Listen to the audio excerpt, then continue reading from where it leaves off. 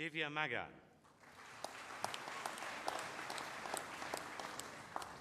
To be received by her family, posthumous award of first-class honours, Nikita Mepani, who was a great friend of the school and much admired for her commitment, her dedication, and her spirit. We were blessed to have known her.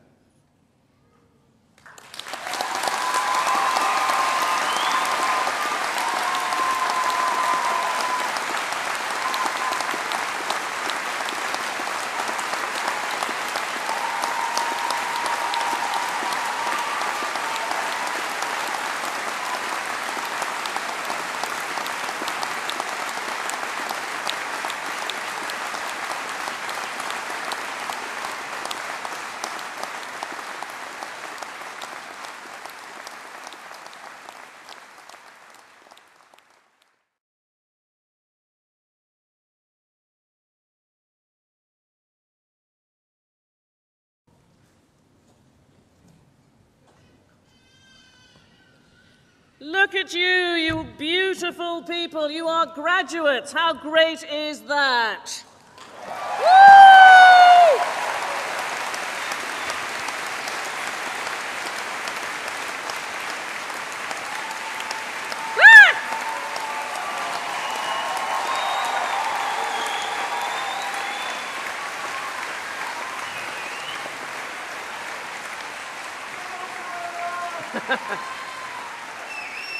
Well, I tell you what, we've all been terribly well behaved up to this point, but I think we need a bit more shouting.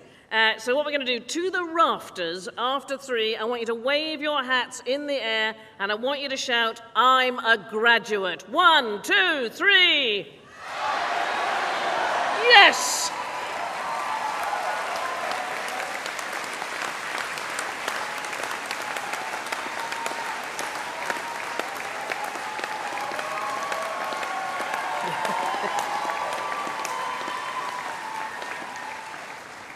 Well, who knows, perhaps some employer is passing by in the square and be impressed with you, we never know.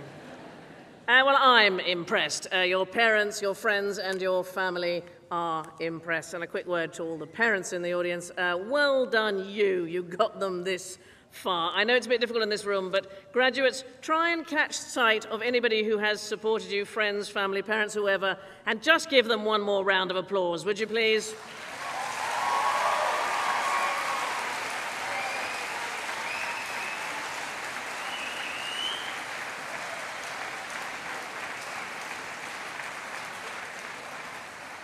Can I just say I was delighted to see 1 or 2 mature students graduating today. Years ago I met the novelist Storm Jameson, and she was in her 80s, and she was doing her biology, what was then O-level, and I asked her why, and she said, "Because I haven't had time up until now." You are an inspiration to us all, so well done, particularly to the mature students. Fantastic.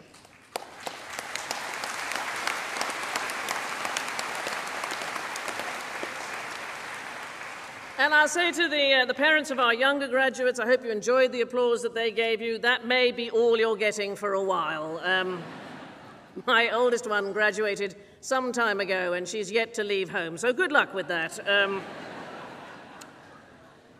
Here on the platform, wearing, I think, the finest collection of hats since Princess Beatrice attended a wedding, the great staff of Portsmouth who got you through, and I'm sure they sit here looking at you with pride, delight, and in the odd instance, surprise. Let's give them a round of applause as well.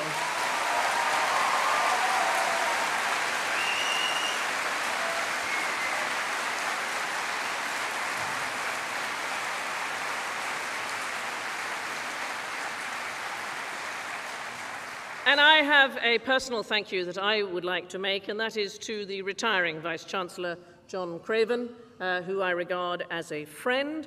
He did so well after he'd hosted Newsround.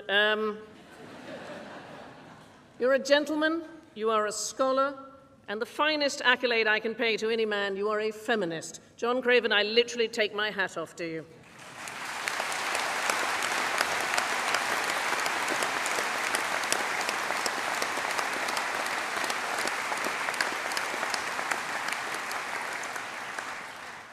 we've done the thank yous. Now what? Well, it'd be awfully nice, wouldn't it, if I could think of a few wise words to send you on your way. And I should be able to. They say that wisdom comes with age, although I'm terribly worried that in my case, age appears to have come entirely on its own. Today is July the 24th, 2013, and it is a very important day in your lives. But you follow in the footsteps of the generations who have gone before you, and I am a passionate believer in paying attention to history. I sometimes think the world would have been a different place if George Bush had read just one book about Afghanistan. Actually, if he'd just read one book.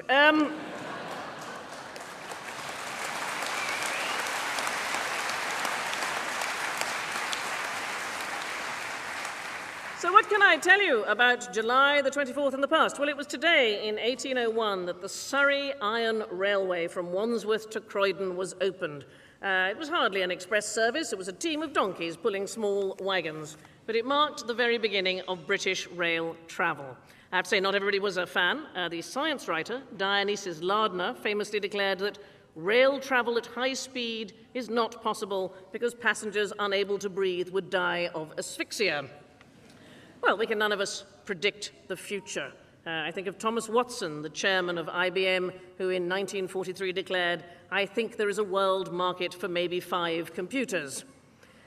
Or the great Bill Gates, who in 1994 stated, "I see little commercial potential for the internet for the next 10 years. If we can't know the future, and we can't, then we need to live every day to the best of our ability. This is, of course, a joyous occasion, but it is tinged with sadness. I can't help but feel that someone is missing. We paid tribute to Nikita, whose very brave family came up and received her award, and we wish with all our hearts that she was here with us today.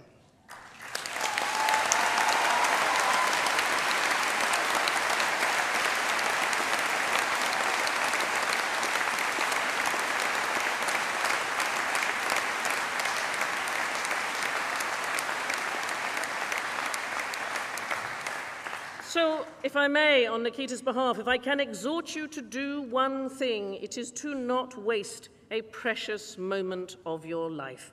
You are all so beautiful, but trust me, in no time at all, boys, your hair is going to go. Girls, you don't want to know what's going to go. Make sure that when you look back at your lives, you do so with pride. You have all been equipped to succeed.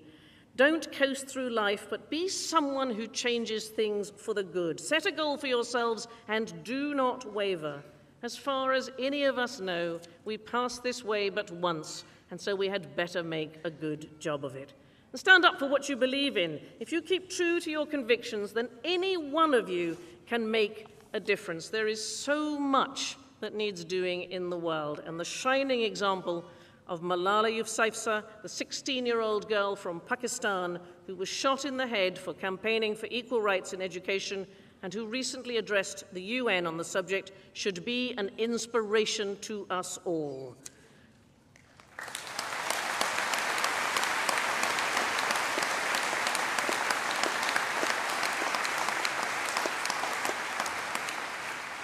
No matter your background or your age, you can help make the world a better place.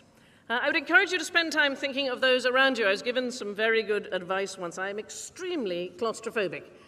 Born, I think, out of the years I spent at boarding school, a form of school run by therapists to create new clients. And as a consequence of my claustrophobia, I used not to be able to take the underground in London. And a friend of mine said to me that the cure was to stop thinking about myself. Each time you go down into the tube, she said, try and find someone who needs your help and be disappointed if you don't manage to assist a fellow traveller. And I think the result is that hundreds of tourists have had me lead them places they didn't really want to go. But it worked. I stopped thinking about my own fears, and I now travel where I please.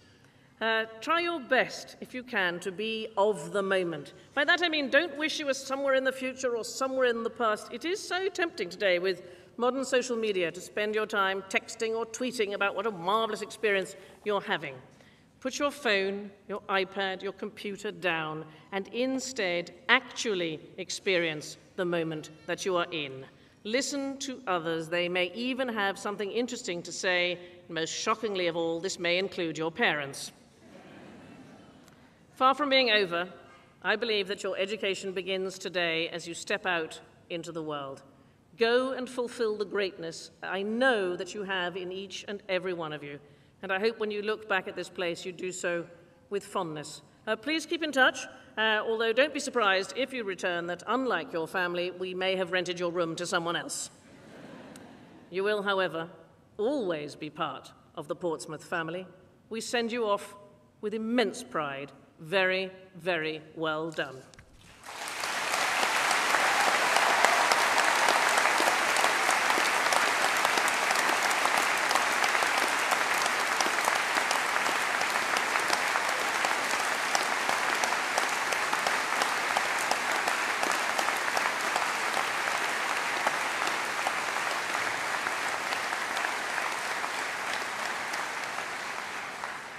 I formally declare this congregation closed. Please be upstanding.